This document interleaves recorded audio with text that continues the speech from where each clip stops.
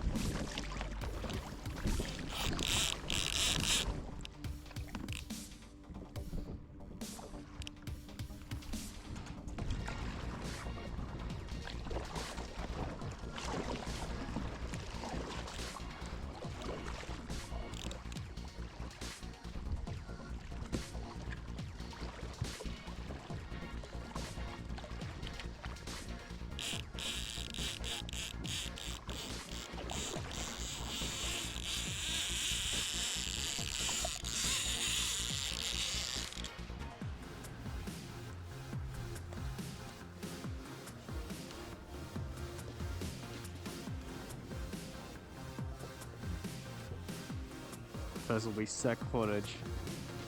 As long as the camera's stable, I think it was. Out the back I got 2 hits. They're probably all looking at it constantly. That'll be cool footage.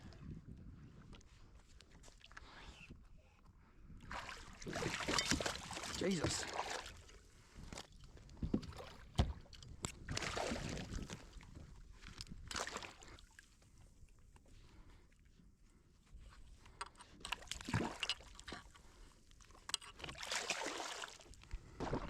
Look at it. Where are the kings? I actually am not reading the bottom because there's so many fish up here. The kahawai were that thick that my sounder wasn't even reading the bottom. And just look at how many are down there. Thousands and thousands of them.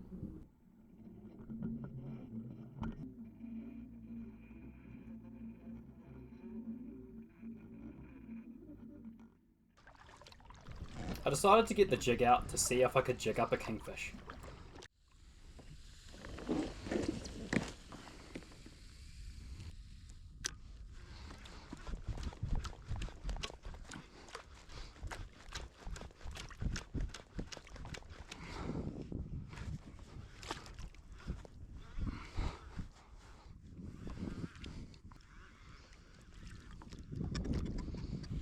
Somehow these kahawai were managing to get my 250 gram jig in their mouth.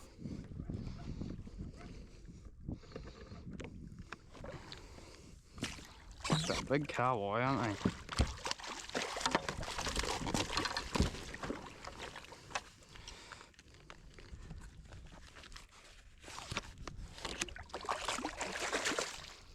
Thanks. Oh, gotta drop through the middle of them.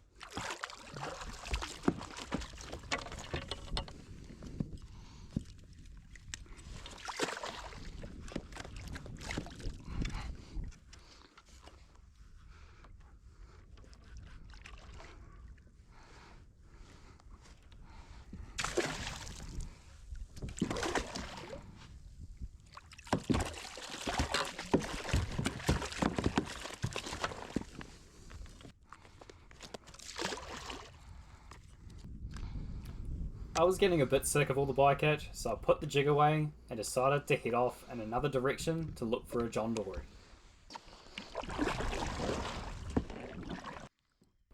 Finding a mark in about 27 metres, I tried to anchor on the edge of the reef and quickly got a couple of small live baits.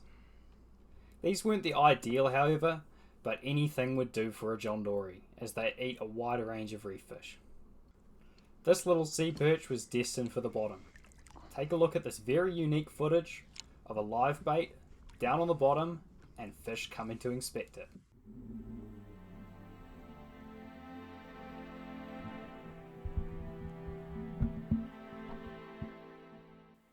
It didn't seem to be the ideal habitat that I was looking for, but it was a good opportunity to see what the bottom was reading like.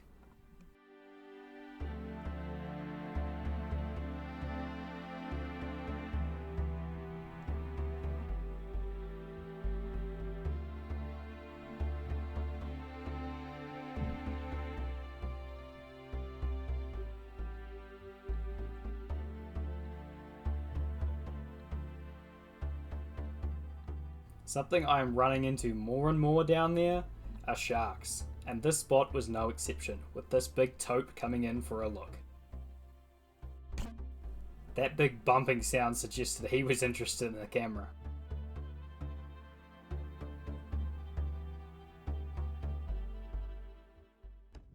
After about 20 minutes on the bottom, I decided to swap the little sea perch over for a little wrasse.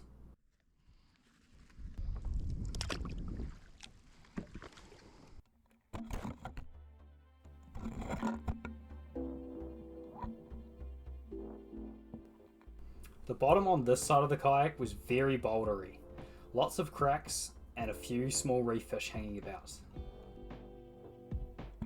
Down here on the right you'll see a red-banded perch, a small species in the grouper family that I tend to see quite commonly now. If you didn't have a camera down, you'd never know what's going on down there. I've got a crayfish coming in to inspect my live bait, which is something you'd never think would actually happen.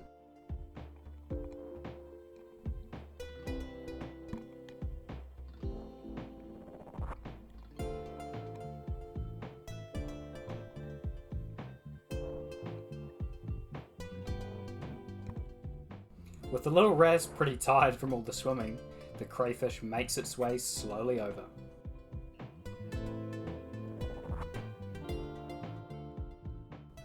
Here he's actually grabbed onto the sinker.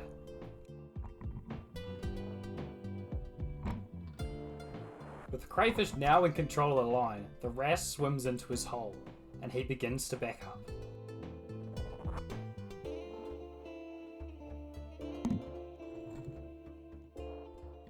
On the left of frame, the crayfish is beginning to grab onto the wrasse.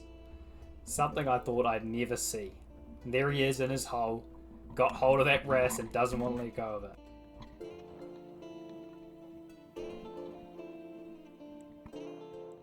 Finally, after some to and fro, the crayfish lets it go, and the poor wrasse is just barely alive after that ordeal. After being on the bottom for around half an hour, I wind the fish up, none the wiser to what's gone on the bottom. It's amazing when on the day I thought that place was quite barren, but I saw a range of species on the camera that I never even noticed on the sounder. The plan now was to head shallow into the island to try and find a live bait.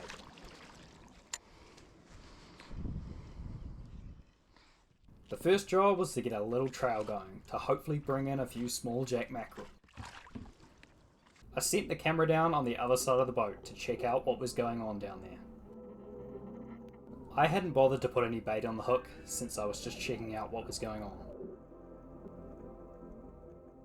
Once again, the camera showed us some pretty interesting footage. A big blue cod came in and started trying to eat my sinker.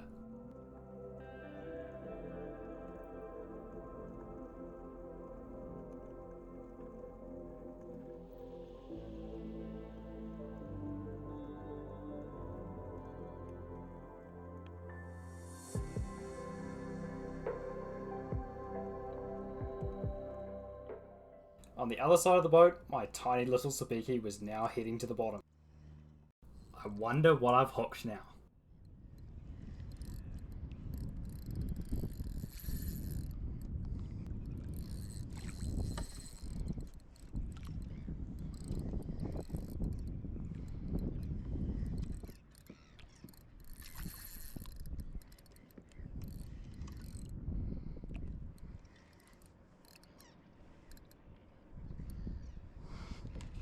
You're fucking kidding me. I'm trying to catch live baits. And that's a good cod.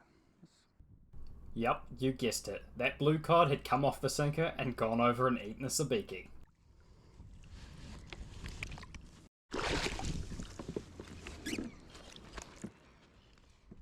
At first thought, I thought he was going to be undersized, but he was well over at 36 centimeters.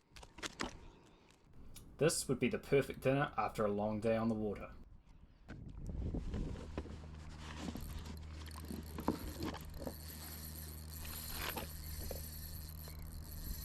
I don't know what I just hooked. Something tells me I should take the sabiki out of the water now.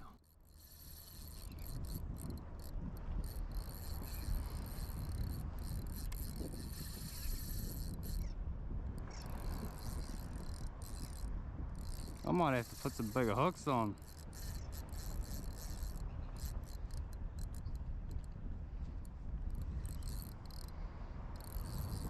Going for the rocks.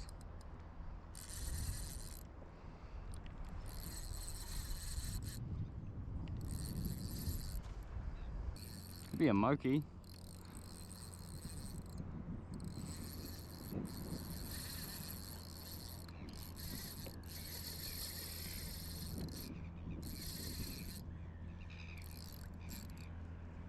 I can't really put much more on him. I've got such light.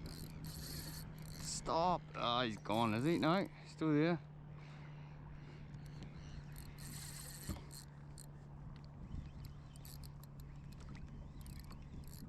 As long as he comes back this way nicely, I'll get him.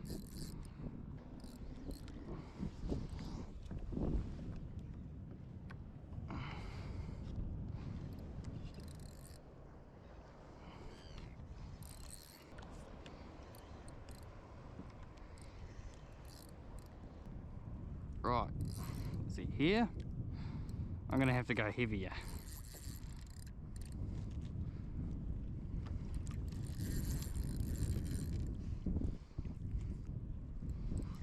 I'm attracting too many big fish. I'm trying to catch live baits.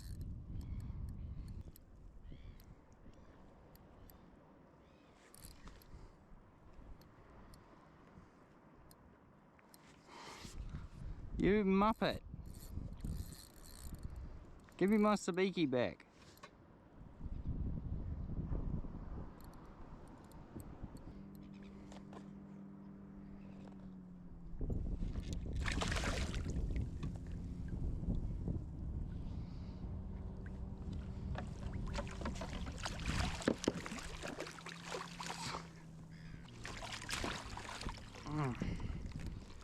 Oh, he's a fat one too. There's the hook. Didn't even bend.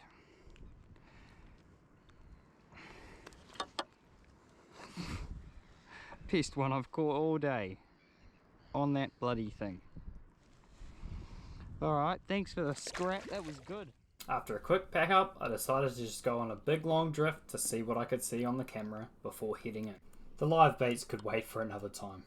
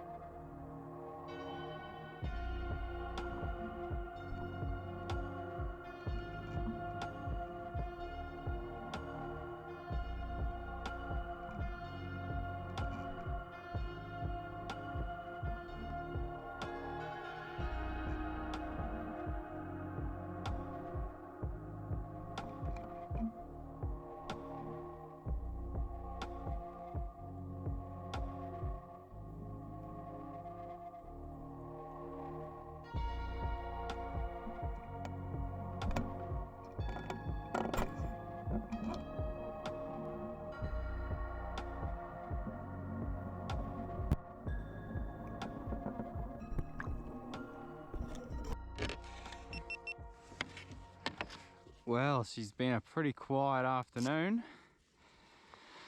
but can't beat those conditions. Seems to always just be a little bit quiet when it's like this, just still and calm. We've got about probably a 20-minute paddle back to the beach. Shouldn't be too difficult.